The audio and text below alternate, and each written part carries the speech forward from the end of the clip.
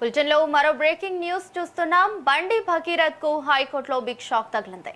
పేట్ బషీరాబాద్ పోలీసులు నమోదు చేసిన పోక్సో కేసులో అరెస్టు చేయకుండా మధ్యంతర రక్షణ కల్పించడానికి హైకోర్టు నిరాకరించింది.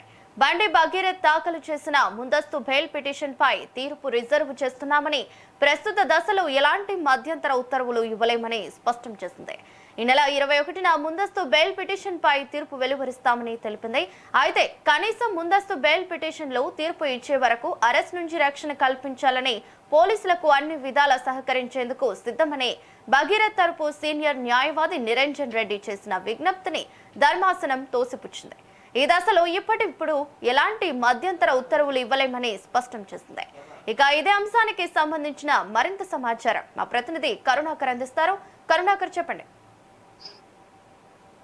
Thank you Ravali. ఏదైతే మైనర్ బాలిక పెట్టినటువంటి బండి భగీరథ్ మీద పెట్టినటువంటి పేట్ బషీరాబాద్ పిఎస్ లో నమోదైనటువంటి బండి భగీరథ్ మీద పోక్సో కేసు ఏదైతే ఉన్నదో దీనికి మధ్యంతర బెయిల్ ఇవ్వాలని ఎప్పుడైతే హైకోర్టును బండి భగీరథ్ ఆశ్రయించారో రాత్రి అర్ధరాత్రి వరకు విచారణలు దీని మీద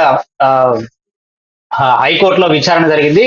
హైకోర్టులో అర్ధరాత్రి వరకు విచారణ జరిగిన తర్వాత హైకోర్టు బండి భగీరథ్ కు షాక్ ఇచ్చిందని చెప్పుకోవచ్చు. ఏదైతే మధ్యంతర రక్షణ కల్పించడానికి మధ్యంతర బెయిల్ కోరుతూ ఏదైతే బండి భగీరథ్ పిటిషన్ వేశారో దీనిని హైకోర్టు తోసిపుచ్చింది. ఏదైతే ఇప్పుడు కేసు విచారణలో ఉన్న నేపథ్యంలో అంటే ఇరువైపు వాదనలు విన్న తర్వాత అటు బండి భగీరథ్ వైపు న్యాయవాది వాదనలు, ఇటు బాధిత అమ్మాయి మైనర్ బాలిక ఎవరైతే ఉన్నారో వారి తరపు నుండి న్యాయవాది వాదనలు విన్న తర్వాత హైకోర్టు ఒక నిర్ణయానికి వచ్చింది. బండి భగీరథ్ కు ఇప్పుడు మధ్యంతరంగా ఎట్లాంటి ఉత్తర్వులు ఇవ్వబోమని హైకోర్టు ఏదైతే తనకు మధ్యంతర బెయిల్ కావాలని ఏదైతే పిటిషన్ వేశారో దాన్ని హైకోర్టు కొట్టివేసింది. బండి భగీరథ్ తరపు న్యాయవాది, ఈ భగీరథ్ తరపు న్యాయవాది ఎవరైతే ఉన్నారో తదుపరి విచారణ ఎప్పుడైతే జరుగుతుందో అప్పటి వరకైనా తనకు రక్షణ కల్పించాలని ఏదైతే తాను అర్జీ చేశారో దానిని కూడా హైకోర్టు తోసిపుచ్చింది. అంటే ఇప్పుడు ఈ కేసు విచారణలో ఎటువంటి మధ్యంతర ఉత్తర్వులు ఇవ్వమని హైకోర్టు వీరికైతే షాక్ ఇచ్చిందని చెప్పుకోవచ్చు. ఇటీవల పేట్ బషీరాబాద్ పిఎస్ లో దీనికి సంబంధించినటువంటి కేసు ఏదైతే ఉన్నదో దీని మీద సిట్ను కూడా వేశారు. తను విచారణకు మొదటి రోజు రాలేదు. ఆ తర్వాత శుక్రవారం రావాలని కూడా పోలీసులు నోటీసులు ఇచ్చినప్పటికీ పోలీసులకు